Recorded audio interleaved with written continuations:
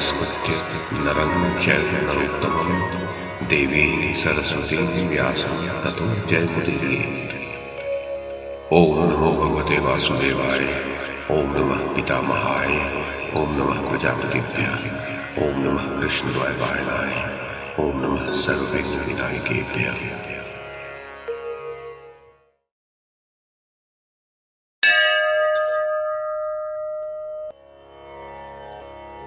वैशंपायन जी कहते हैं, जनमेजय, संजय ने कहा, राजन। व्यास जी बोले, युधिष्ठिर।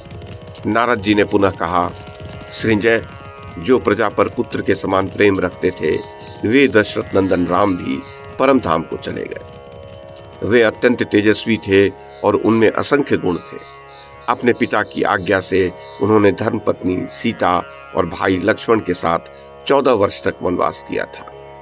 जन स्थान में रहकर तपस्वी मुनियों की रक्षा के लिए उन्होंने 14 सहस्त्र राक्षसों का वध किया।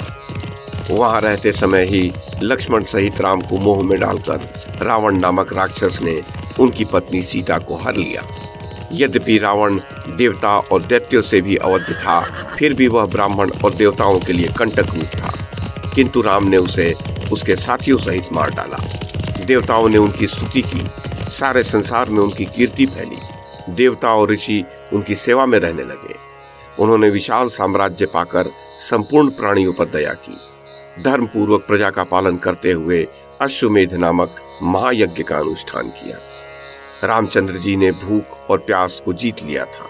संपूर्ण देहधारियों के रोगों को नष्ट कर दिया था। वे कल्याणमय गुणों से संपन्न थे और सदा अपने तेज से प्रकाशमान रहते थे। सब प्राणियों से अधिक तेजस्वी थे। राम के शासन काल में इस पृथ्वी पर देवता, ऋषि और मनुष्य एक साथ रहते थे। उनके राज्य में प्राणियों के प्राण, अपान और समान आदि प्राण क्षीण नहीं होते थे। उस समय सबकी आयु बड़ी होती थी, कोई नौजवान नहीं मरता था। देवता और पितर वेदों की विधियों से प्रसन्न होकर हव्य कव्य को ग्रहण करते थे। राम के राज्य में डांस मच्छरों का नाम नहीं था। विषैले सर्प नष्ट हो चुके थे। न कोई जल में डूबकर मरता था और न असमय में अग्नि ही किसी को जलाती थी। उस समय के लोग अधर्म में रुचि रखने वाले, लोभी और मूर्ख नहीं होते थे। सभी वर्णों के लोग शिष्ट, बुद्धिमान और अपने कर्तव्य का पालन करने वाले थे। जन स्थान में राक्षसों ने जो पितरों और देवताओं की पूजा नष्ट कर दी थी, उसे भगवान राम ने राक्षसों को मारकर पुनः प्रचलित किया। उस समय एक एक मनुष्य को एक एक सहस्र संतानें होती थी और उनकी आयु भी एक एक सहस्र वर्ष की हुआ करती थी। बड़ों को अपने से छोटों का श्राद्ध नहीं करना पड़ता था।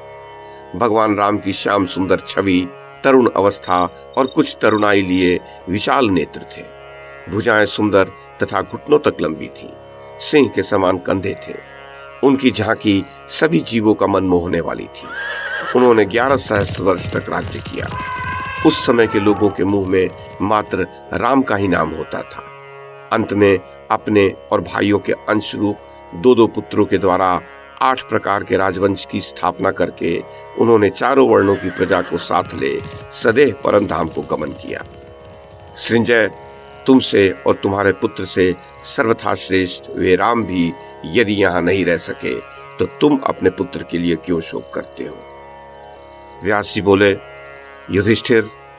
नारद जी ने पुनः कहा, सृंजय, राजा भगीरथ की भी मृत्यु होने की बात सुनी गई है। उन्होंने यज्ञ करते समय गंगा के दोनों किनारों पर स्वर्ण की ईंटों के घाट बनवाए थे तथा स्वर्ण के आभूषणों से विभूषित 10 लाख कन्याएं ब्राह्मणों को दान की थी। सभी कन्याएं रथों में बैठी थीं। सभी रथों में 4-4 अश्व जुटे थे। प्रत्येक रथ के पीछे 100-100 गज स्वर्ण की मालाएं पहने चलते थे। एक गज के पीछे एक सहस्त्र अश्व, प्रत्येक अश्व के साथ 100-100 गौवें और गौवों के पीछे बकरी और भेड़ों के झुंड थे। इस प्रकार उन्होंने बहुत सी दक्षिणा दी थी। गंगा जी भीड़ भाड़ से घबराकर मेरी रक्षा करो कहती हुई भगीरथ की गोद में जा बैठी। इससे वे उनकी पुत्री हुई और उनका नाम भागीरथी पड़ा। गंगा देवी ने भी उन्हें पिता कहकर पुकारा था। जिस ब्राह्मण ने जब जब जिस अभिष्ट वस्तु की इच्छा की, जितेंद्रिय राजा ने प्रसन्नता पूर्वक वह वस्तु उसे तत्काल अर्पण की। राजा भगीरथ ब्राह्मणों की कृपा से ब्रह्मलोक को प्राप्त हुए। सृंजय, वे तुमसे और तुम्हारे पुत्र से सर्वथा बढ़े चढ़े थे। जब वे भी यहाँ नहीं रह सके तो औरों की तो बात ही क्या है। इसलिए तुम्हें अपने पुत्र के लिए शोक नहीं करना चाहिए। इलविला के पुत्र राजा दिलीप भी एक दिन सिधारे थे, जिनके 100 यज्ञों में लाखों तत्वज्ञानी एवं याज्ञिक ब्राह्मण नियुक्त हुए थे। उन्होंने यज्ञ करते समय धन धान्य से संपन्न ये सारी पृथ्वी ब्राह्मणों को दान कर दी थी। राजा दिलीप के यज्ञों में स्वर्ण की सड़कें बनाई गई थी। इंद्र आदि देवता उन्हें धर्म के समान मानकर उनके यज्ञ में पधारे थे। उनका स्वर्ण में सभा भवन सदा दे दिव्यमान रहता था। वहां रस की नदियां बहती थीं, अन्न के पहाड़ लगे हुए थे, स्वर्ण के बने हुए सहस्रों यूप थे। उनके यूप में स्वर्ण में चशाल और प्रचशाल लगे हुए थे। उनके यहाँ 13 सहस्र अप्सराएं नृत्य करती थी। उस समय वहां साक्षात गंधर्वराज विश्वावसु प्रेम पूर्वक वीणा बजाते थे। समस्त प्राणी राजा दिलीप को सत्यवादी मानते थे। उनके यहाँ आए हुए अतिथि राग खांडव नामक मोदक और विविध भोज्य पदार्थ खाकर मतवाले हो सड़कों पर लेट जाते थे। मेरे मत में उनके यहाँ ये एक अद्भुत बात थी, जिसकी दूसरे राजाओं से तुलना नहीं हो सकती। राजा दिलीप युद्ध करते समय जल में भी चले जाते थे तो उनके रथ के पहिए वहां डूबते नहीं थे।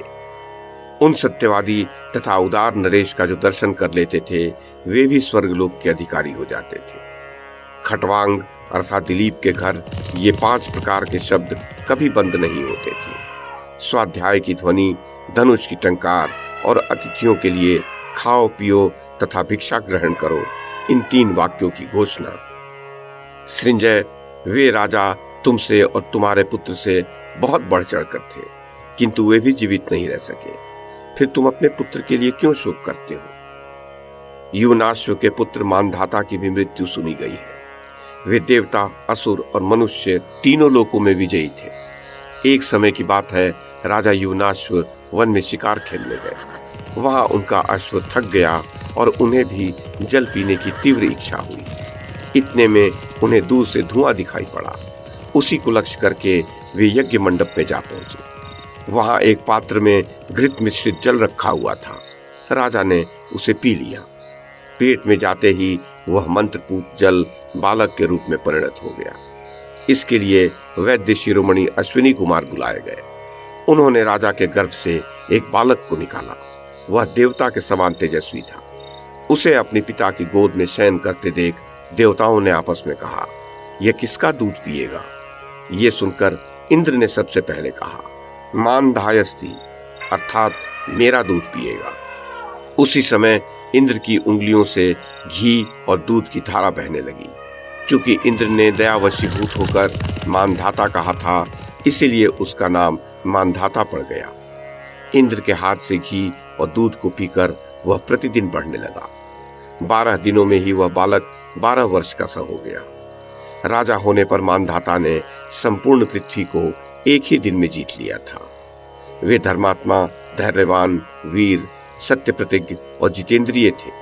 उन्होंने जन्मेजय, सुधन्वा, गय, पुरु, बृहद्रथ, असित और नृग को भी जीत लिया था। सूर्य जहां से उदय होते थे और जहां जाकर अस्त होते थे, वो सब का सब क्षेत्र युवनाश्व के पुत्र मानधाता का राज्य कहलाता था। मानधाता ने 100 अश्वमेध और 100 राजसूय यज्ञ किए थे। उन्होंने 100 योजनों के विस्तार का मत्स्य देश ब्राह्मणों को दे दिया था। उनके यज्ञ में मधु तथा दूध बहाने वाली नदियां अन्न के पर्वतों को चारों ओर से घेर कर बहती थी। उन नदियों के भीतर घी के कई कुंड थे। दही उनके फेन सा दिखाई देता था। गुड़ का रस ही उनका जल था। उस राजा के यज्ञ में देवता, असुर, मनुष्य, यक्ष, गंधर्व, सर्प, पक्षी, ऋषि तथा श्रेष्ठ ब्राह्मण पधारे थे। मूर्ख तो वहां एक भी नहीं था। उन्होंने धन धान्य से संपन्न समुद्र तक की पृथ्वी ब्राह्मणों के अधीन कर दी थी और फिर समय आने पर वे स्वयं भी इस लोक से अस्त हो गए थे। संपूर्ण दिशाओं में अपना सुयश फैलाकर वे पुण्यवानों के लोक में पहुंच गए। सृंजय, वे भी तुमसे और तुम्हारे पुत्र से सर्वथा श्रेष्ठ थे। जब वे भी मृत्यु से नहीं बच सके तो दूसरों की तो बात ही क्या है। अतः तुम्हें अपने पुत्र के लिए शोक नहीं करना चाहिए।